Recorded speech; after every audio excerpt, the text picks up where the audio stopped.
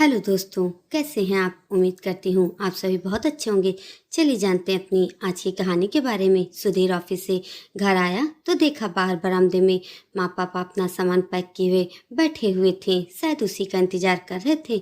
उन्हें अपना सामान के साथ देखकर सुधीर हैरान होते हुए उनसे बोला, ये आप लोग सामान पैक कर कहाँ जा रहे हो? हमें नहीं रहना तेरे घर में। हमारा पेट भर गया है तेरी पत्नी की बातों को सुन सुनकर। हम तो छोटे के पास चले जाएंगे। कितना सुनाती है बहू आजकल हमें। माँ आंसू बहाते हुए मुझसे बोली, पर हुआ क्या है बताओ तो सही। अभी 2 घंटे पहले जब मैं ऑफिस गया था तब तो सब कुछ ठीक था। फिर अचानक ऐसा क्या हो गया कि आप दोनों घर छोड़कर जाने को तैयार हो गए? सुधीर माँ के कंधे पर हाथ रखते हुए उनसे बोला, बेटा अब तेरे घर से हमारा दाना पानी उड़ चुका है। हमें तो तू छोटे के पास छोड़ा। हम तो उसी के पास रह लेंगे। कम से कम शांति की और सम्मान की रोटी तो हम खा पाएंगे। यहाँ तो तेरे घर में हमें 10 बातें सुननी पड़ती है, तब जाकर रोटी नसीब होती है। हम अपने पोते से मजाक नहीं कर सकते क्या? अब की बार पापा बोले, पापा अंदर तो चलो, अंदर बैठकर शांति से बात करते हैं। मैं बात करता हूँ आपकी बहू से। आखिर क्या बात हो गई है, मैं भी तो जानूं। सुधीर उन्हें समझाते हुए अंदर लाने की कोशिश करने लगा। तू ही जानते रह तेरी पत्नी से बातें। हमें तो छोड़ा, हमें नहीं रहना इस घर में।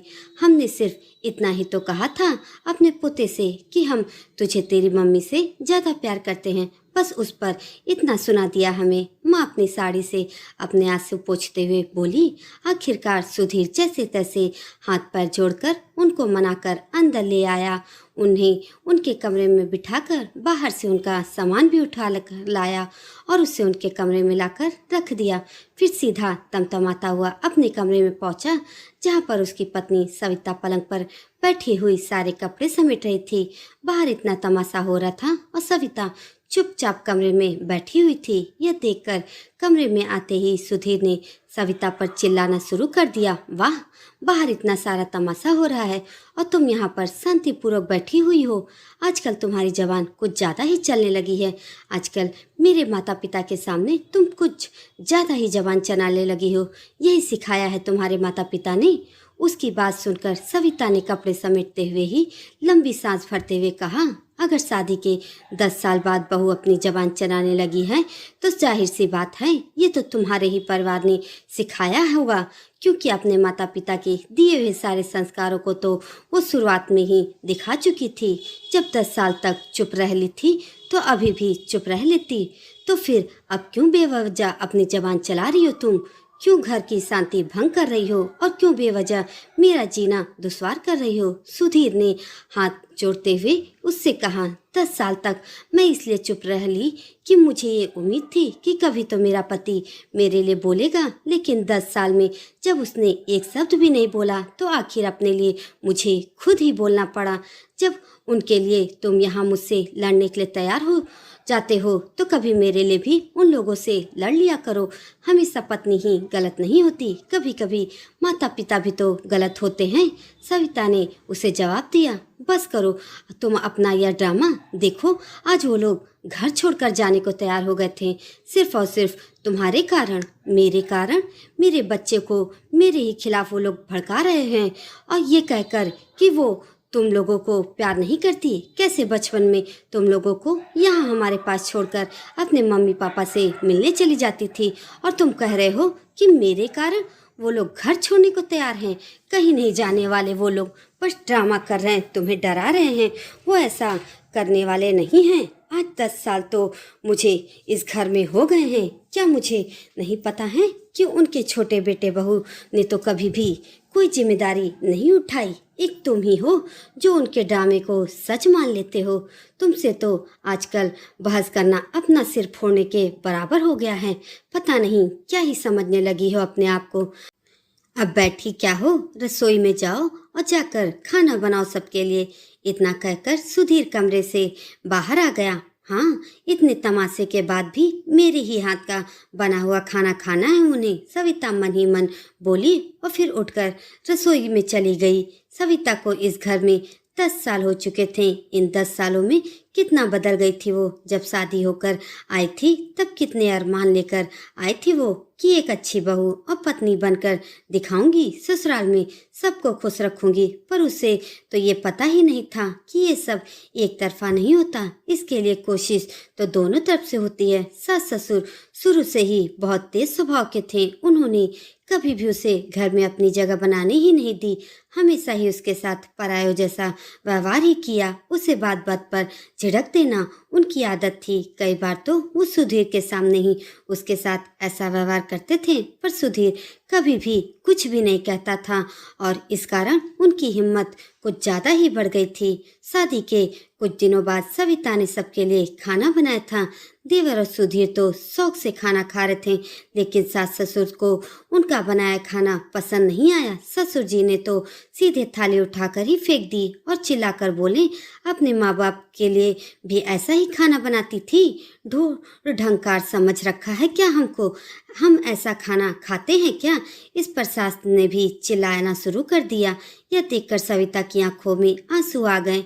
उसने अपने घर में ऐसा माहौल देखा नहीं था, पर मजाल कि सुधीर ने कुछ कहा हो उनको। उल्टा कमरे में आकर उसने सविता को ही समझाया कि एक बार माँ से पूछ लिया करो कि कैसा खाना बनाना है और उनकी पसंद का ही खाना बना दिया करो। अब तो आलम ये था कि वो आए गए रिश्तेदारों के सामने भी, आस पड़ोसियों के सामने भी उसे अच्छे से लताड़ देते थे, जैसे उसका कोई सम्मान ही ना हो। अब तो मेहमानों के सामने भी खाना अगर उनकी पसंद का नहीं बनता था तो वो लोग सीधा थाली उठाकर फेंक देते थे और हर बार सविता यही इंतजार करती रह जाती थी कि कभी तो मेरा पति मेरे लिए बोलेगा। पर वो दिन कभी नहीं आया। सविता 2 बच्चों की माँ भी बन गई, लेकिन उसके बावजूद भी कोई बदलाव नहीं था। अब तो आलम ये था कि वो लोग खुद तो सविता के साथ उसके बच्चों को उसके मायके नहीं जाने देते थे। बच्चों को घर पर ही रख लेते थे और फिर बच्चों के कान भी भर रखते थे